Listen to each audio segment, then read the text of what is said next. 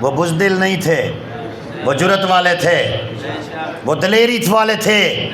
انہوں نے جسے حق سمجھا ٹھوک کے سمجھا، جسے باطل سمجھا صحیح سمجھا، اور ہم اہل بیت کے فیصلوں کے ساتھ ہیں۔ کیا خیال ہے؟ اہل بیت کہیں اور ہم نہ مانیں، ہیں؟ یہ ہو سکتا ہے؟ ایک آدمی نے سوال کیا، آپ کا یزید کے بارے میں کیا موقف ہے؟ میں نے کہا جو امام حسین کا موقف ہے۔ گل مک گئی۔ ہوں لبو امام حسین نے یزید نو کی آکھیا، لبتے رہو، ٹھیک ہے جو مل جائے ہمیں بھی بتا دو۔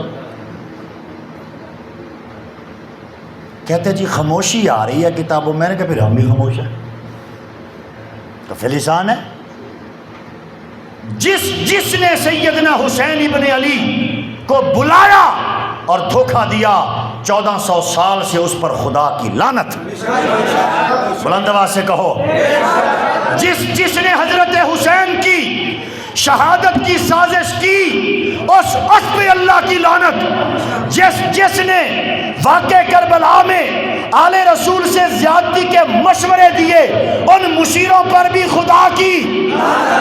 جس نے واقع کربلا میں آل رسول کے قتل کے لیے دشمن کو اسلحہ دیا، ان دینے والوں پر بھی خدا کی۔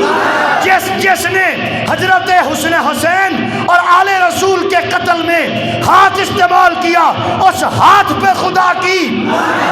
جس دماغ نے استعمال کیا آل رسول کے خلاف، اس دماغ پر خدا کی۔ جن خاندانوں نے آل رسول کے خلاف قلم اٹھایا، تلوار اٹھائی، ان خاندانوں پہ خدا کی۔ اور حسین کل بھی زندہ باد تھا، حسین آج